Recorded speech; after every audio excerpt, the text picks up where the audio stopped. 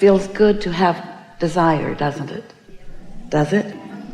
If it does, then that means your beliefs are not far from your desires.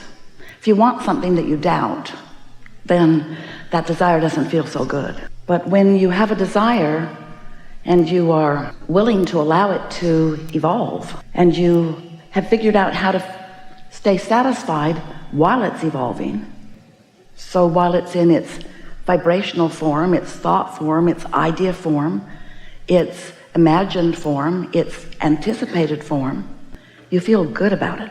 That's such a nice way to be. That's what living happily ever after is. But if you need it to manifest right now, if you're not willing to allow it to evolve and become and harmonize with cooperative components, if you need the manifestation in order to feel good, that's rough, because it's not going to manifest immediately. And if you need it to, then you are focused upon its absence. And when you're focused upon its absence instead of its vibrational presence, then you don't feel good. And most of the time you can't figure out why you don't feel good.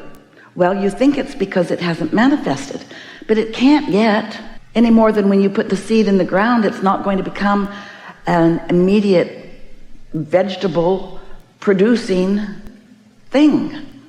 It's going to be something you can't see for a while, and you're going to tend to it if you're a smart farmer, even though you can't see it, because you trust the process. And that's really what we want to talk about with you in these hours that we're together. We want to help you to understand the process, because only then can you trust the process. And then once you understand the process and trust the process, then you can begin to enjoy the process.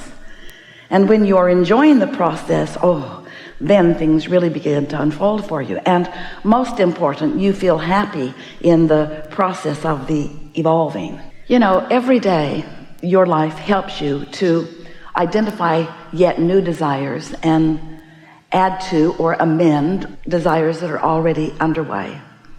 And in the moment that this new inclination or preference happens within you, all forces begin moving for the gathering of the cooperative components for the creation of it. Everything is cooperating with you and what you want, except you. Sometimes you do, sometimes you cooperate better than others, but what we mean by that is sometimes you have picked up a belief along your physical trail that doesn't blend. It's a belief that is not really a cooperative component with the desire that you have just identified, that you have just added to. So when you have an uncooperative belief with a desire that matters to you, you introduce resistance into the mix. So you were non-physical before you became physical, but even though you're physical, you're still non-physical. Got that? So if you accept that there are these two throbbing, thriving aspects of you, human you and non-physical you, and then you begin to understand that there is a relationship between you and you. We don't want to create split personalities in you, but we do want you to understand that there is a you that is sure. There is a you who loves, and when you're unsure and not loving, you're causing trouble for yourself, not for your greater self, for your human self. Your inner being is what we call that non-physical greater self. It is consciousness. It is consciousness aware of you. Some of you may want to call it your soul or your source. It existed before part of that consciousness came into this body, and it exists now that part of that consciousness is in this body. But you came as consciousness into this body with absolute free will to create your own reality. So your inner being or source or anyone that you think is non-physical is not dictating to you what you should want or how you should go about it. You're making all of those decisions with your free will. In fact, your will is so free that only you can offer a vibration that law of attraction responds to. Others can influence you, and you let that happen far more than is good for you, because you often care more about what others who are physical like you, running around looking real. You can see them and hear them and smell them and taste them and touch them. especially smell them. You can see them. They are vivid in your experience, and you care far too much what they think of you. And the reason you do is because they're thinking about you because they're weak. What we really mean by that is they care too much about what you think, and you care too much about you think. So you run around caring about what each other think, and you make yourselves crazy because there's not one of them who can understand you even close to who you really are. You don't have the basis, the capacity, and we don't mean mental capacity, but we do mean mental capacity. You do not have the ability to understand any other people. You make mistakes, you make misjudgments, you misunderstand them, you get your nose in their business. We think Facebook should be called Nosebook. You give them so much attention, and in the doing of it, you make miscalculations about what they think, or even worse, you know what they think, and what they think is bogus. They judge you, they evaluate you, they compare you, they want to be like you, they want to be nothing like you, they need you to change in this way, and this way, and this way, and everyone you look at wants something different from you, and they all make you nuts. Say that better. You all let them make you nuts. You let them make you nuts because we love you so much. We do. You seek mutuality with them. You want them to get you. So you try to be, when you're with them, the way they need you to be. And it is so hard on you when there are two of them that want something different from you and you're all in the same place. That's hard. So you try to control who you hang with. You try to control their compatibility because you are attempting to continue to perpetuate a belief within yourself that is never going to work out for you. You want to please them, and you want to be pleased by them. And so you stand on your head in all kinds of different ways, and you try to affect all kinds of control over them, and none of it really gets you anywhere. And in the meantime, you're missing out on the true mutuality that you were born to look for. And here's what we mean. So this source energy part of you, you came with such decision into this physical body. You came into this leading edge time and place because you knew that the variety would inspire within you new desires, new personal and therefore perfect desires. And you knew that the way that you would contribute the desire that you discover into the atmosphere of your personal creation and that of everything around you, because you can't create without adding to the whole. You knew that the way that that would happen is you would emanate a vibration that the universe would respond to. And you understood that the law of attraction would understand the vibration that you emanated and would match that vibration up with other things which would accomplish what we call your point of attraction, which is what happens to you. It's what your life experience is about. So you're offering a signal, law of attraction is reading the signal, feeding back to you more of the same, and then you are doing whatever you are doing about all of that. Mostly you're having knee-jerk reactions to it. We want to show you, by understanding the process, how to come into control with not just what you emanate, which is what deliberate creation is, but what you are observing in others and what they are emanating and what your response to them is.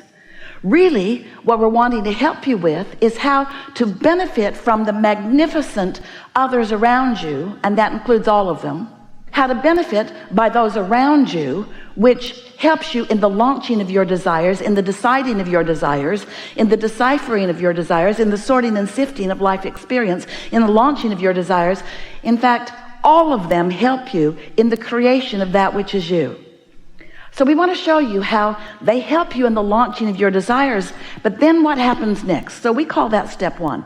When life causes you to ask for something and you're asking for more all day, every day, the source energy part of you, who is intimately involved, aware of what life is causing you to ask for, not dictating it to you, not telling you what it should be. You've got free will. You are here to create. You are here to have a new experience with new contrast in order to create new things. That's what we all signed on for. And your part is sift and sort and decide. And our part is, we're the step two part. Once you launch a rocket, we acknowledge it.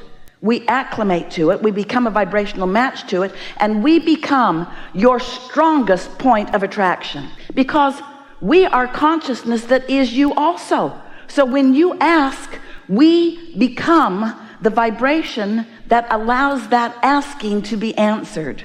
In other words, we hold to that vibrational frequency, and we emanate a signal so much stronger and so much bigger than you can even fathom. You don't even know the benefit that your inner being offers to you in the perpetuation, in the furthering of your desires. When you say, I'd like that, we say, we are on it.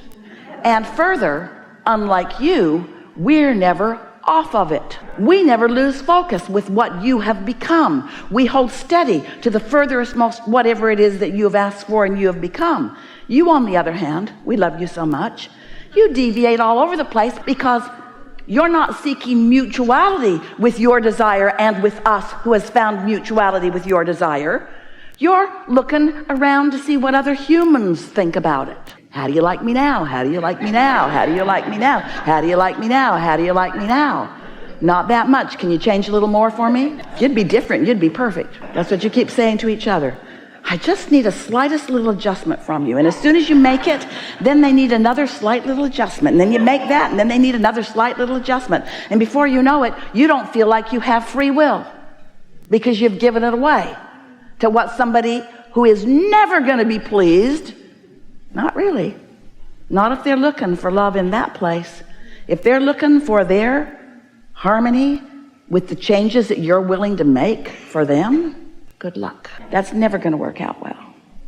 But if life causes you to ask for something, and your inner being holds focus on that, and all the cooperative forces are moving toward the expansion and evolution of that desire, and you are aware of what influence you are under.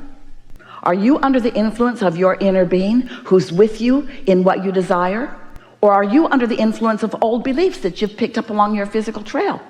Or are you under the influence of what other people think about you, who aren't even that interested, or who don't really understand, or who want you to be a little different so that they will feel a little better? In other words, what influence are you under? Esther has just received back from the printer something that she knows you all want. She loves hers.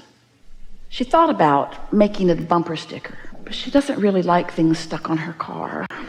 And she didn't think it was a good idea for you all to run around with a bumper sticker that says, under the influence. So instead, it's a dash card that when you look at it, you can't read it because it's all backwards. But when you lay it on your dash, or if you don't have a car in front of a mirror, it reflects back on your windshield and you can read it, under the influence. And it causes you maybe to think, what influence am I under? Am I under the influence of my inner being who's with me, who was with me when I was born, who's been with me all along, who has received from me everything that I've asked for, and has become the evolved vibrational form of everything that I've asked for, and is standing in this vibrational universe, emanated signal of everything that I've become, so that I can feel the relationship or the relativity between the vibration of that large part of me and the vibration of this human part of me. And you know how you feel that relativity? You know how you understand that relationship? By the way you feel. If you feel satisfied, you're right in harmony with your inner being. You are one point of attraction, and everything is lining up for you. And when the things line up, you receive them, you hear them, you receive the impulse, you move in the direction of them. You are frisky, you are flexible, you feel wonderful, you're thriving, you're living happily ever after. But if you're under the influence of something other than that, if you're trying to please someone else, sometimes it works out for a little while. When someone in human form is tuned in, tapped in, turned on, they're all in alignment with who they are, and they're holding you as their object of attention. Ooh, it feels so good to you, because they are sort of like a source energy beamed down from a satellite dish, and there they are in human form, holding you as their object of attention. But don't count on them to stay there. They can't do it. It's not their job to do it. They're not as interested in you as you want them to be. You're not their job. They are their own job. And so when you find someone, no matter how lovely they are, and you ask them, you've got responsibility to stay tuned into whatever it is, so that anytime you look at me, you give me what I need. Good luck with that. And when they don't, then you blame them, and then they blame you back. and then you blame them back, and then they blame you back, and then you blame them back, and then fortunately you go to sleep and you break this cycle of all of that.